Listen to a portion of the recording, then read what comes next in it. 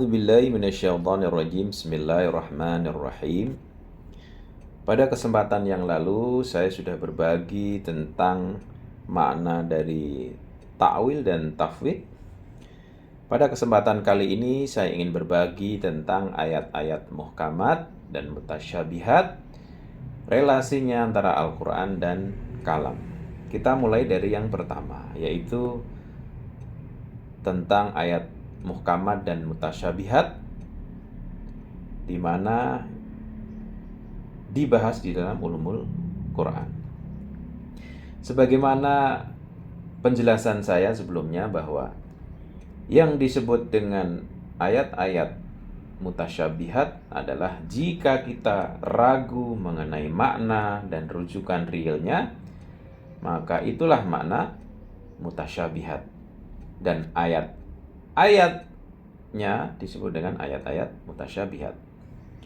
Namun jika kita tidak meragukan makna dan maksudnya, maka itulah makna ayat-ayat yang muhkam. Dan ayat-ayat yang mewadahinya disebut ayat-ayat muhkam. Kemudian pengertian selanjutnya yaitu bahwa hikmah ayat-ayat mutasyabih yang ada di dalam Al-Quran itu begini penjelasannya. Jika kita menemukan ayat yang mutasyabih, ya, yang takwilnya dan misdak atau denotasi ekstensi rujukan realnya memang hanya diketahui oleh Allah Subhanahu wa ta'ala. Sebagaimana seperti pada keterangan saya sebelumnya bahwa salah satu makna dari huruf muqatta'ah adalah huruf itu adalah termasuk mutasyabbih. Artinya ketika kita menemukan huruf muqatta'ah, ada yang berpendapat hanya Allah lah yang mengetahuinya dan Rasulullah, semacam sandi antara Rasulullah dengan Allah Subhanahu wa ta'ala. Yang kedua, ayat-ayat yang mutasyabih yang tidak diketahui takwilnya, tetapi ada perkecualian, kecuali Allah dan orang yang mendalam ilmunya, yaitu rosikuna fil ilm, yang mereka mengetahuinya tentunya diajarkan oleh Allah Subhanahu wa ta'ala, mendapatkan anugerah dari Allah Subhanahu wa ta'ala. Nah, bab ayat-ayat muhkamat dan mutasyabihat ini sebenarnya bisa kita dapatkan di dalam Al-Quran itu sendiri, di mana sering saya sebutkan dalam surat Al-Imran ayat 7, huwallazi anzala 'alaikal kitaba minhu ayatum muhkamatun hunna ummul kitab wa akharu mutasyabihat fa ammal ladzina fi qulubihim zayghun fayattabi'una ma tasyabaha minhu ibtigha'al fitnah wa ibtigha'a ta'wil wa ma ya'lamu ta'wilahu illallah warrasikhuna fil ilm yaquluna amanna bih kullu min 'indi rabbina wa ma yadhakkaru illal ulul albab. Dan dialah yang menurunkan Alkitab, Al-Quran kepadamu. Di antara isinya ada ayat-ayat yang muhkam, ya, satu. Itulah pokok-pokok isi Al-Quran, kedua. Dan ayat-ayat mutasyabihat, ketiga. Adapun orang-orang yang dalam hatinya condong pada kesesatan, maka mereka mengikuti sebagian ayat-ayat yang mutasyabihat daripadanya untuk menimbulkan fitnah, untuk mencari-cari, ya, empat, mencari-cari apa? Mencari-cari takwilnya.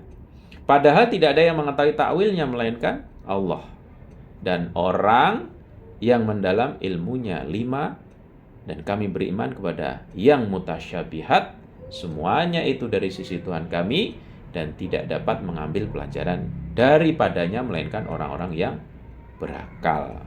Ada 6 poin di dalam surat Al-Imran ayat 7. Nah, dengan demikian kita bisa mendapatkan ayat-ayat yang mutasyabih dan ayat-ayat yang muhkam itu bukan pendapat manusia, tapi Allah sendiri memberitahukan pada kita. Nah, 6 poin tersebut menjadi landasan ya bagi para mufassir dalam menafsirkan Al-Qur'an. Artinya apa? Seperti yang saya katakan tadi, salah satu metode menafsirkan ayat mutasyabih adalah mengembalikan pada induk ayat. Di mana kita mendapatkan itu? Dari surat Al-Imran ayat 7. Nah, ini adalah penjelasan yang pertama, yaitu Al-Qur'an ya. Ilmu ulumul Qur'an yang didapat dari Al-Qur'an itu sendiri. Kemudian di dalam ilmu kalam juga ada 3 metode cara berpikir, di mana para mutakalim itu memahami perdebatan mereka sebagian besar dari ayat-ayat berkenaan dengan ayat-ayat mutasyabihat. Metode yang pertama adalah metode Jabariyah. Artinya apa Jabariyah? Memahami kehendak absolut Tuhan atau Allah tanpa syarat. Yang kedua tafwid, yaitu memahami kehendak absolut Tuhan sesuai dengan kehendaknya, dan ada yang dikehendaki atau ada yang tidak dikehendaki oleh Tuhan. Metode yang ketiga adalah amru bainal amroin, memahami kehendak absolut Tuhan tetapi dengan syarat. Ya. Artinya seperti yang saya jelaskan bahwa kehendak Allah itu tidak kemudian dipisah dengan kekuasaannya ya. Jadi iradah atau kehendak Allah itu satu kesatuan dengan ilmunya, satu kesatuan dengan iradahnya. Kemudian ketiga ini dalam kehidupan sehari-hari sebenarnya itu dipraktekkan secara sadar maupun tidak. Terkadang di dalam diri kita itu terjadi kontradiksi ya. Apa yang kita pahami di dalam agama kadangkala bertolak belakang dengan apa yang kita lakukan. Terkadang juga overlapping ya, satu dengan yang lainnya. Seringkali kita berpikiran secara Jabariyah, pada waktu yang lain kita berpikir seperti tafwid, pada kesempatan yang lain kita berpikir tidak Jabariyah dan tidak tafwid, artinya di antara keduanya amru bainal amroin. Misalnya salah satu contoh begini, secara sederhana. Misalnya ada seorang petani ya, baik merawat tanamannya dengan baik ataupun buruk, tetap gagal panen karena dipahami kehendak absolut Allah Subhanahu wa taala. Artinya apa? Dia berpaham Jabariyah. Kehendak Allah Subhanahu wa taala yang absolut itu bersifat tanpa syarat. Kehendak absolutnya tanpa syarat. Tetapi jika kehendak Allah Subhanahu wa taala tersebut dipahami bahwa kadang dikehendaki Allah, kadang tidak, artinya berpikir secara tafwid. Ya. Baik tanaman itu dirawat dengan baik atau tidak. Ya Allah kalau menghendaki gagal ya gagal, kemudian Allah menghendaki suatu kesempatan lain berhasil juga berhasil tanpa adanya pertimbangan syarat tertentu. Sementara jika berpikir ya, jika petani merawat dengan sempurna maka akan panennya akan berhasil. Jika tidak merawat dengan sempurna maka panen akan gagal. Maka berpikir semacam ini adalah berpikir tidak Jabariyah, tapi juga tidak tafwid. Disebut dengan berpikir amru bainal amroin. Artinya apa? Artinya kehendak absolut Allah dengan syarat ikhtiar manusia, bersyarat. Baik syarat umum maupun syarat khusus. Ini adalah dalam kehidupan sehari-hari kita. Saya ulangi lagi, ketika kita memahami sesuatu tentang takdir, kadangkala tidak sesuai dengan apa yang kita hadapi. Artinya ada teori dengan praktek itu terjadi kontradiksi. Pada saat yang sama juga kita sering terjadi overlapping ya. Tidak konsisten sebagai seorang Jabariyah, sebagai seorang tafwid, sebagai seorang amru bainal amroin. Kemudian kita mencoba untuk menerapkan di dalam ayat Al-Qur'an. Kita ambil contoh misalnya ayat yang mutasyabih ya di dalam surat Al-Imran ayat 26. Qulillahumma malikal mulki tu'til mulka man tasya. wa tanzi'ul mulka mimman tasya wa tu'izzu man tasya wa tudhillu man tasya biyadikal khair innaka ala kulli syai'in qadir. Katakanlah, wahai Tuhan yang mempunyai kerajaan, Engkau berikan kerajaan kepada orang yang Kau kehendaki, dan Engkau cabut kerajaan dari orang yang Kau kehendaki. Engkau muliakan orang yang Kau kehendaki, dan Engkau hinakan orang-orang yang Kau kehendaki. Di tangan Engkaulah segala kebajikan, sesungguhnya Engkau maha kuasa atas segala sesuatu. Nah, ayat mutasyabih ini bisa dipahami secara jabariyah. Suka-suka Allah. Jika Allah menghendaki, ya akan terjadi tanpa syarat. Namun ya, ayat itu bisa juga dipahami dengan cara tafwid tadi. Ya, antara tafwid dengan jabariyah sama-sama tidak menawarkan satu prasyarat ya. Yang pertama adalah betul-betul tanpa syarat mutlak, tapi yang kedua dilihat satu situasi tertentu, ya kadang dia menyebutnya ini adalah kehendak Allah, ini bukan kehendak Allah. Tapi yang ketiga dengan syarat, ya artinya dengan memandang tadi, melihat Al-Imran ayat 26 tadi, artinya kerajaan yang dikehendaki oleh Allah ya akan dicabut, akan diberikan, akan dianugerahkan, berarti ada syaratnya. Allah akan merubah kenikmatan dengan syarat, ya. Allah akan merubah kenikmatan dengan syarat. Artinya kita mencoba memahami surat Al-Imran ayat 26 dengan surat Al-Anfal ayat 53. Dzalika bi anna Allah lam yakum mughayyiran ni'matan an'amaha 'ala qaumin hatta yughayyiru ma bi anfusihim wa annallaha sami'un alim. Artinya siksaan yang demikian itu adalah karena sesungguhnya Allah sekali-kali tidak akan merubah suatu nikmat yang telah dianugerahkannya kepada suatu kaum hingga kaum itu merubah apa-apa yang ada pada diri mereka sendiri. Dan sesungguhnya Allah Maha mendengar lagi Maha mengetahui.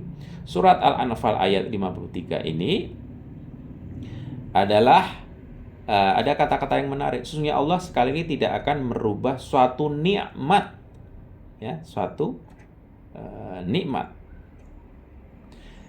Nah, kemudian kita perhatikan surat Al-A'raf ayat 11. Allah akan merubah keadaan ya secara umum. Kalau yang pertama itu adalah secara khusus kenikmatan yang dicabut, ini keadaan umum. Lahu mu'aqibatum min baini yadayhi wa min khalfihi yahfadunahu min amrillah. Innallaha la yughayyiru ma biqaumin hatta yughayyiru ma bi anfusihim. Wa idza aradallahu biqaumi su'an fala maraddalah wa ma lahum min dunihi min wal.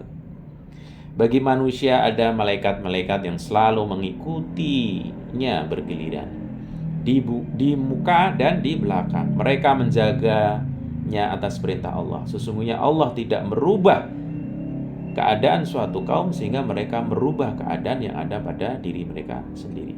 Dan apabila Allah menghendaki keburukan terhadap suatu kaum, maka tak ada yang dapat menolaknya, dan sekali-kali tak ada perlindungan bagi mereka selain Dia. Kemudian kita perhatikan surat Al-Hud ayat 117. Wa ma kana rabbuka liyuhlikal qura bidzulmi wa ahluha muslihun. Dan Tuhanmu sekali-kali tidak akan membinasakan negeri-negeri zalim, sedang penduduknya orang-orang yang berbuat kebaikan. Oke. Berarti ayat mutasyabih dalam surat Al-Imran ayat 26 tadi kemudian dimuhkam dengan surat Al-Anfal ayat 53, tapi secara umum ya Allah akan tidak akan mengubah suatu nikmat ya sehingga kaum itu merubahnya, artinya nikmat secara umum. Kemudian Ar-Ra'd ayat 11, sesungguhnya Allah tidak merubah keadaan suatu kaum. Keadaan berarti lebih khusus, sehingga mereka merubah keadaan yang ada pada diri mereka sendiri. Kemudian surat Al-Hud, Tuhanmu sekali lagi tidak akan membinasakan negara yang zalim, sedang penduduknya orang-orang yang berbuat kebaikan. Artinya apa?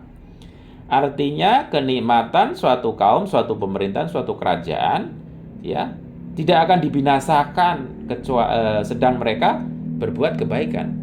Maksudnya bidzulmin di sini adalah kemusyrikan atau kekafiran.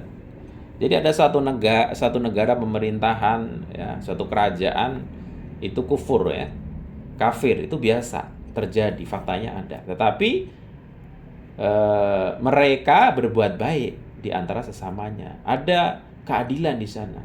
Nah, ini adalah pengecualian. Ya. Ada pengecualian, ada prasyaratnya. Nah, negara atau masyarakat, kerajaan yang demikian tidak akan dihukum di dunia oleh Allah Subhanahu wa taala. Kenapa? Meskipun mereka kafir, tapi masih berbuat baik, berbuat adil sesama mereka. Kecuali suatu kerajaan, suatu negara, suatu pemerintahan berbuat zalim. Nah, otomatis niscaya pemerintahan yang berbuat zalim pasti tidak melakukan keadilan, pasti tidak berbuat sesamanya. Nah, disinilah pentingnya bisa ditarik garis kesimpulan bahwa suatu dosa itu memiliki efek khusus. Ada dosa kufur, musyrik, itu tidak tolerir oleh Allah Subhanahu wa taala, pasti akan ada punishment, ada hukuman di akhirat nanti. Tapi juga ada dosa yang tidak bisa, katakanlah tidak bisa bersandingan gitu, tidak kadarnya lebih berat, yaitu kedzaliman itu sendiri. Oleh karena itu ada sabda Nabi, kerajaan dapat tinggal berdampingan dengan kekafiran dan tidak dapat tinggal dengan kelaliman. Ini suatu ungkapan yang luar biasa. Sebuah kerajaan, sebuah pemerintahan dapat tinggal bersama dengan kekufuran, tapi tidak bisa tinggal dengan kelaliman atau ketidakadilan. Demikian tadi, semoga bermanfaat. Sekian, wassalamualaikum warahmatullahi wabarakatuh.